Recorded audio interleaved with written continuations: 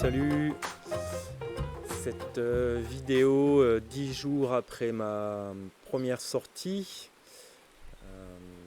ma sortie test, pour vous faire un bilan qui est moins glorieux au final que le bilan que j'ai fait après ma première sortie test. Je suis un peu emballé. Où en fait donc j'avais fait l'enregistrement, la vidéo 2-3 heures après la sortie. Donc le corps était encore bien chaud, je pense, et n'avait pas encore mis en route tous les processus physiologiques. Il s'avère que le lendemain, mon genou gauche, donc celui qui est lésé, a gonflé. Alors un gonflement sans douleur. Juste vraiment, il a gonflé légèrement. C'était vraiment pas douloureux, c'était pas chaud, c'était pas froid. Le lendemain, enfin le surlendemain donc de la sortie. Donc, la sortie c'était un samedi, le dimanche donc le genou a gonflé et le lundi le genou était dégonflé de nouveau. Donc, donc voilà, donc ça m'a assez refroidi à vrai dire parce que je pensais que le genou était rétabli. Alors c'est beaucoup mieux qu'avant, ça c'est sûr. C'est juste que ça m'a quand même assez refroidi et du coup depuis, jusqu'à ce matin en tout cas, depuis je n'étais pas sorti faire de, de, de, de course. Je suis pas parti, je suis pas retourné courir depuis. Voilà, je voulais vraiment laisser le genou se reposer. En même temps, le temps, on a eu une tempête entre temps, donc bon, ça n'a pas duré 10 jours, mais voilà, le temps que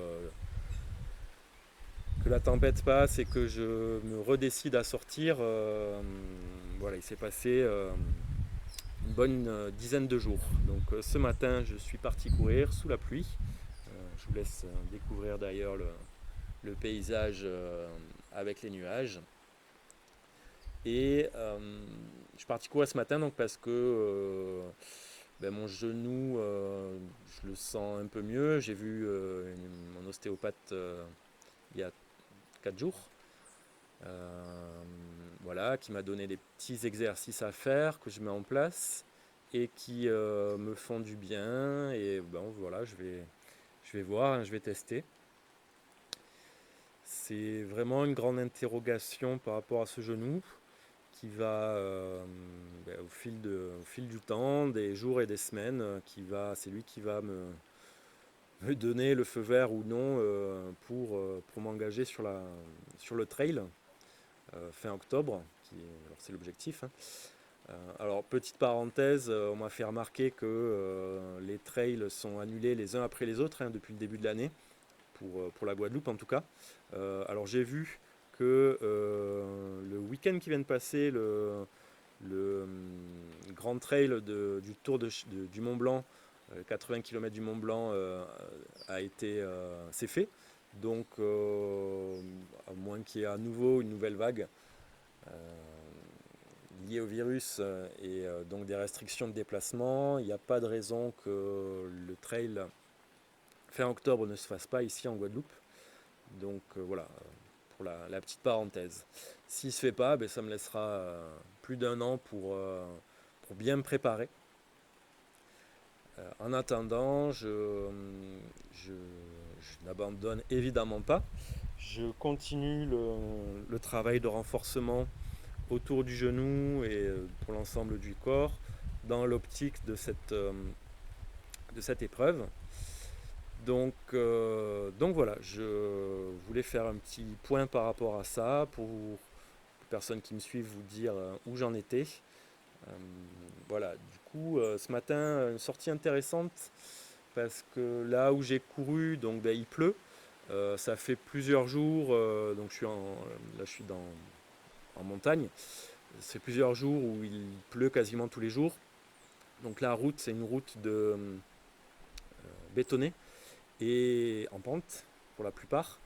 Et du coup, pour ceux qui ne connaissent pas la Guadeloupe, sur les routes bétonnées quand il pleut depuis plusieurs jours, comme je le disais dans une précédente vidéo, il y a une mousse qui se met dessus et c'est hyper glissant.